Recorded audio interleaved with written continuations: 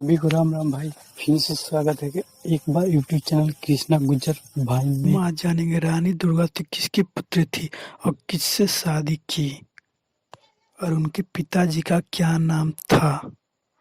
दोस्तों, ज्ञान मंथन में आप सभी का हार्दिक अभिनंदन करते हैं। मैं हूं सुबोध और दोस्तों आज हम आपको अपनी इस वीडियो में बतलाने वाले हैं भारतीय इतिहास की एक प्रमुख वीरांगना रानी दुर्गावती के इतिहास के बारे में। तो चलिए फिर शुरू करते हैं इस वीडियो को। दोस्तों, रानी दुर्गावती एक बहादुर और साहसी महिला थी। उन्होंने अपनी पति की मृत्यु के बाद अपने राज्य को संभाला और अपने राज्य की रक्षा के लिए बहुत से युद्ध भी लड़े और अंत में राज्य की रक्षा के लिए ये मुगलों से भी लड़ गई और अपने राज्य की रक्षा करते हुए ये वीर गति को प्राप्त हुई।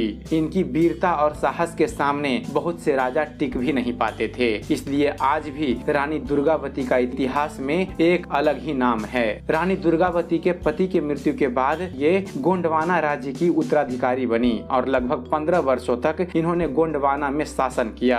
दोस्तों, रानी दुर्गावती के प्रारंभिक जीवन के बारे में बात करें तो रानी दुर्गावती का जन्म 5 अक्टूबर 1524 ईस्वी में एक प्रसिद्ध राजघराने चंदेल सम्राट के कृति सिंह के परिवार में हुआ। इनका जन्म चंदेल कालिंजर किले में हुआ था, जो कि वर्तमान समय में उत्तर प्रदेश के बांदा जिले में स्थित है। इनके पिता चंदेल राजवंश के सबसे बड़े शासक थे। इन्होंने अपनी वीरता और साहस से महमूद गजनी को हराया था तथा इन्होंने मध्य प्रदेश के खजुराहो मंदिर का निर्माण करवाया, जिसकी वजह से ये उस समय बहुत ही प्रसिद्ध राजा हुआ करते थे। खजुराहो मंदिर जो कि वर्तमान में विश्व विरासत सूची में शामिल है। रानी दुर्गावती का नाम दुर्गावती रखने के पीछे भी एक छोटी सी कहानी है। कहा जाता है कि इनका जन्म दुर्गा अष्टमी के दिन हुआ था, जिसकी वजह से इनका नाम दुर्गावती पड़ा। ये अपने साहस, पराक्रम और अपनी सुंदरता की वजह से बहुत ही प्रसिद्ध थी। इनको बचपन से ही तलवारबाजी, तीरंदाजी का शौक था। इसके साथ साथ इनको घुड़सवारी का भी बहुत ज्यादा शौक था। ये अपने पिता के साथ में ज्यादा से ज्यादा समय बिताती थी और कभी कभी तो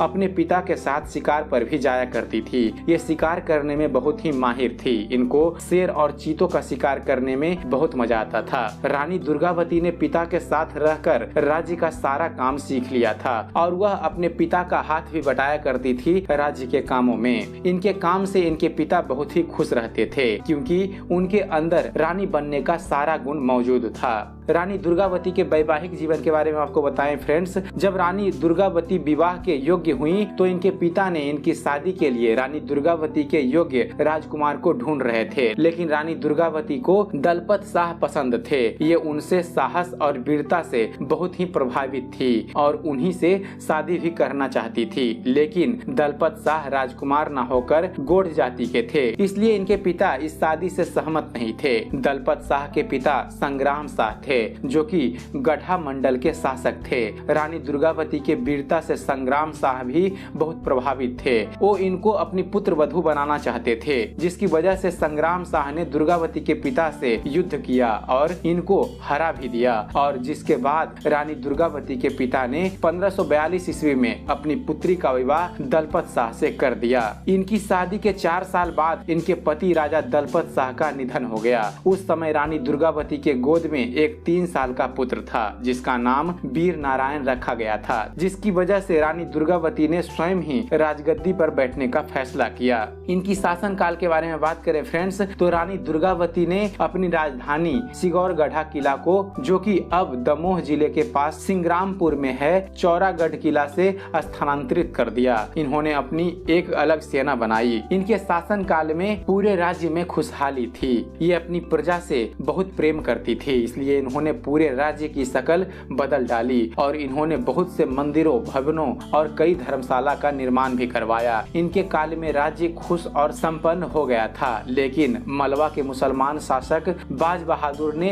इनके राज्य पर बहुत बार हमला किया, लेकिन रानी दुर्गावती के सैनिकों के सामने उनको हर बार पराजय ही मिली। महान मुगल शासक अकबर भी रानी दुर्गावती के राज्य को जीतना चाहता था और रानी को अपनी हरम में डालना चाहता था। अकबर ने विवाद शुरू करने के लिए एक पत्र लिखा। उसने इसमें लिखा कि रानी अपने प्रिय हाथी सरमन और विश्वास पात्र वजीर आधार सिंह को अपने पास भेजने को कहा, लेकिन रानी ने अकबर के मांग को अस्वीकार कर दिया, जिससे अकबर ने अपने रिश्तेदार आसफ खान को हमला करने का आदेश दे दिया। जब रानी दुर्गावती को पता चला कि आसफ खान उन पर हमला करने के लिए आ रहा है, तो उन्होंने पूरा प्लान बनाया और आसफ खान को हरा दिया। पहली बार हारने के बाद आसफ खान ने दोबारा फिर से अपने सैनिकों की फौज तैयार की और फिर से रानी दुर्गावती के राज्य पर हमला कर दिया। इस बार रानी दुर्गावती के पास कम सैनिक थे। इन्होंने जब्बलपुर के पास एक मोर्चा लगाया और खुद ही पुरुष के वेश में युद्ध लड़ने के लिए आ गई। पहले दिन मुगलों के 3000 सैनिक मारे गए, लेकिन इसमें रानी के भी कई सैनिक मारे गए। दूसरे दिन 24 जून 1564 ईस्वी को मुगल सैनिकों ने फिर से हमला बोला। दूसरे दिन रानी का पक्ष कमजोर पड़ गया। उस दिन रानी दुर्गावती का पुत्र नारायण भी युद्ध कर रहा था और वह युद्ध में घायल हो गया था। रानी ने उसे सुरक्षित स्थान पर भेज दिया। रानी दुर्गावती युद्ध कर रही थी और एक तीर आकर उनके भुजा पर लग गई। उन्होंने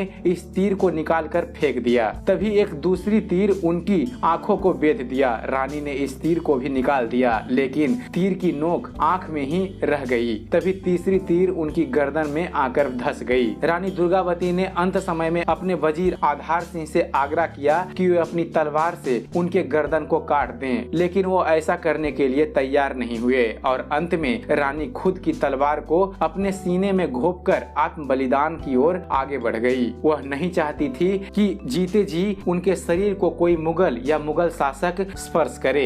दोस्तों, जब्बलपुर के जिस स्थान पर यह ऐतिहासिक युद्ध हुआ था उसका नाम बरेला है। वहीं रानी दुर्गावती की आज भी समाधि बनी हुई है। गौड़ जनजाति के लोग आज भी जाकर रानी दुर्गावती को श्रद्धा सुमन अर्पित करते हैं। जब्बलपुर में इनके नाम से एक महाविद्यालय भी है, जिसका नाम रानी दुर्गावती विश्वविद्यालय है। तो दोस्तों, इस प्रकार वीरांगना रानी दुर्गावती ने युद्ध में अपने साहस और बहादुरी के साथ अपने दुश्मनों का सामना करते हुए अपने प्राणों को त्याग दिया। तो दोस्तों, उम्मीद करते हैं आप सभी को हमारा ये वीडियो पसंद आया होगा। दोस्तों, अगर आपका इस वीडियो से जुड़ा हुआ कोई सवाल या विचार है तो हमें कमेंट्स जरूर कीजिएगा। हमें आपके कमेंट्स का इंतजार रहेगा। और दोस्तों, ऐसे ही धर्म और इतिहास से जुड़े हुए ज्ञानवर्धक वीडियो को देखते रहने के लिए हमारे चैनल को आप सब्सक्राइब करना ना भूलिएगा। हमारे चैनल को सब्सक्राइब कीजिए और देखते रहिए, जानते रहिए। धन्यवाद।